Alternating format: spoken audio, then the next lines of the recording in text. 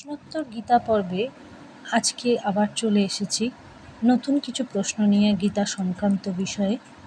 যারা আমার ইউটিউবে বন্ধু রয়েছেন, যারা শোনেন আমার ভিডিও বা আমার শর্টস যেগুলো দিই ইউটিউবে, যারা ফলো করেন তাদেরকে অসংখ্য ধন্যবাদ। যারা সাবস্ক্রাইব করেছেন তাদেরকে অসংখ্য ধন্যবাদ। যারা নতুন সাবস্ক্রাইব করছেন যারা, তাদেরকে অসংখ্য ধন্যবাদ। আমার ছোট বড় সকলকে আন্তরিক শুভেচ্ছা জানাই। আজকে গীতা পর্বের আরও কতগুলি প্রশ্ন নিয়ে আলোচনা করব। শুরু করছি আজকের গীতা পর্বের আলোচনা।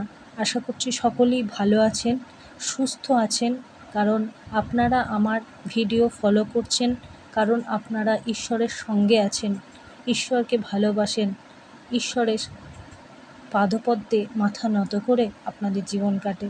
তাই আপনারা আমার পেজটাকে ফলো করছেন, আমার ইউটিউব চ্যানেলকে সাবস্ক্রাইব করছেন, কারণ আমি মূলত এই সমস্ত বিষয় নিয়ে আলোচনা করি। এগুলো বিষয়ে ঠাকুর, শ্রী শ্রী রামকৃষ্ণ, সারদা মা, গীতা, আরও বিভিন্ন বিষয় নিয়ে ইচ্ছা আছে কাজ করার।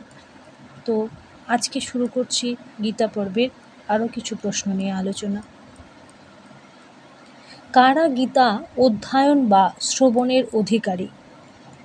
মানুষ মাত্রেই যারা নিজের প্রকৃত মঙ্গল চায় তারা সকলেই গীতা অধ্যয়ন বা শ্রবণের অধিকারী। কারা গীতা অধ্যয়ন বা শ্রবণের অধিকারী নয়?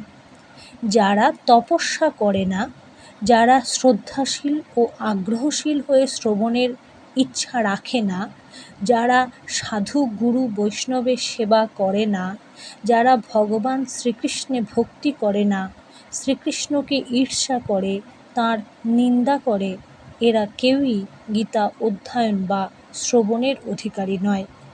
কারা ভগবদ্গীতার প্রকৃত তত্ত্ব উপলব্ধি করতে পারে না? যারা সংযমহীন, অভক্ত, শ্রীকৃষ্ণের প্রতি বিদ্বেষভাবাপন্ন, তারা জড় জাগতিক বিদ্যায় যতই পণ্ডিত হন না কেন, তারা কখনোই গীতার মর্মার্থ উপলব্ধি করতে সক্ষম হবে না, কারণ ভগবান অভক্তদের কাছে নিজেকে প্রকাশ করে না, যোগমায়ার দ্বারা নিজেকে আবৃত করে রাখে না। কিভাবে গীতার অন্তর্নিহিত ভাব উপলব্ধি করা সম্ভব? ভগবদ্গীতা বিপুল রহস্যাবৃত শাস্ত্রগ্রন্থ। ভগবান এখানে তার নিজের এবং তার সৃষ্টির সমস্ত রহস্য জানিয়েছেন তার অন্তরঙ্গ সখা, অনন্য ভক্ত এবং শরণাগত শিষ্য অর্জুনের কাছে, অন্য কারো কাছে নয়। সুতরাং এই রহস্যময় শাস্ত্রের মর্মার্থ উপলব্ধি করতে হলে অর্জুনের মতো শ্রদ্ধা, বিনম্র চিত্তে ভগবান শ্রীকৃষ্ণের প্রতি দৃঢ় বিশ্বাস রেখে গীতা অধ্যয়ন এবং শ্রবণ করতে হবে। তবেই গীতার অন্তর্নিহিত ভাব উপলব্ধি করা সম্ভব হবে। কার কাছ থেকে ভগবদ্গীতার শিক্ষা গ্রহণ করা উচিত? যিনি শুদ্ধ অনন্য চিত্ত কৃষ্ণ ভক্ত, যিনি ভগবান অনুমোদিত গুরু পরম্পরা ধারায় ভগবদ্গীতার শিক্ষাপ্রাপ্ত হয়েছেন এবং ভগবদ্গীতায় ভগবান প্রদত্ত উপদেশ অনুযায়ী জীবনযাপন করেন, তিনিই ভগবদ্গীতার শিক্ষাদানের উপযুক্ত।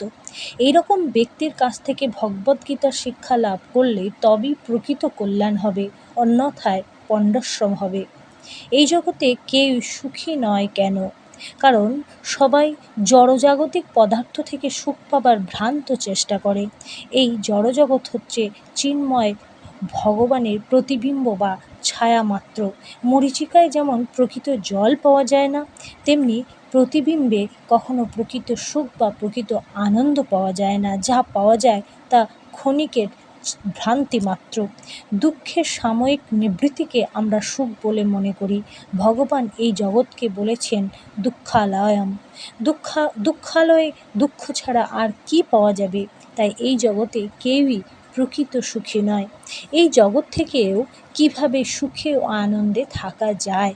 সর্বশক্তিমান ভগবানের ইচ্ছায় জীবকে এমনভাবে সৃষ্টি করা হয়েছে যে সে যখন সম্পূর্ণভাবে ভগবানের আশ্রিত হয় তখনই সে সবচাইতে সুখী হয়।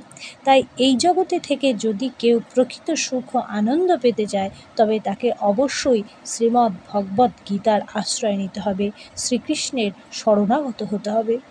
ভগবদ্গীতার উপদেশ না মানলে তার ফল কী হবে? দুর্লভ মনুষ্য জন্ম লাভ করে যদি মনুষ্য ধর্ম পালন না করি, তাহলে মনুষ্য জীবনের অপচয় করা হবে, এবং তা হবে যিনি আমাদের মনুষ্য জন্ম দিয়েছেন সেই পরমেশ্বর ভগবানের প্রতি বিশ্বাসঘাতকতা করা। এর শাস্তিস্বরূপ বিবর্তনবাদের নিয়ম অনুযায়ী আমাদের আবার পিছন দিকে চলে যেতে হবে। অর্থাৎ এই মনুষ্য শরীর ত্যাগ করার পর আমাদের পশু, পক্ষী, কীটপতঙ্গ, উদ্ভিদ ইত্যাদি যে কোনো শরীর ধারণ করে কর্মফল ভোগ করার মাধ্যমে ধাপে ধাপে এগোতে হবে আবার একটি মনুষ্য জন্ম পাবার জন্য। এটাই ভগবানের কঠোর নিয়ম। এই নিয়মের কোনো পরিবর্তন নেই। ভগবান গীতায় সেটাই স্পষ্ট করে বলা হয়েছে। তুমি যদি অহংকার বশত আমার কথা না শোনো, তাহলে বিনষ্ট হবে। সর্বশ্রেষ্ঠ পরোপকার কী?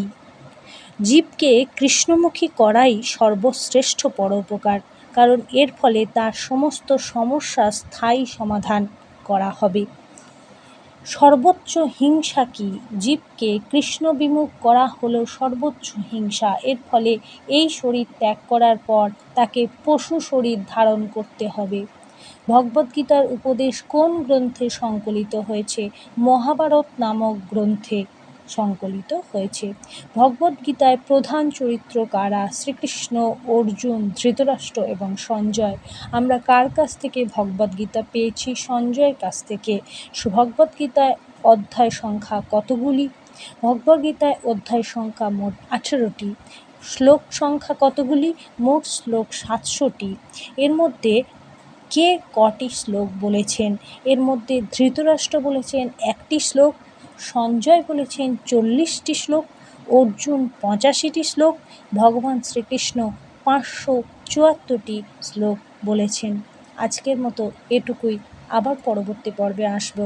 যারা শুনবেন ভিডিওটি বা তাদেরকে অসংখ্য অসংখ্য ধন্যবাদ, আন্তরিক শুভেচ্ছা।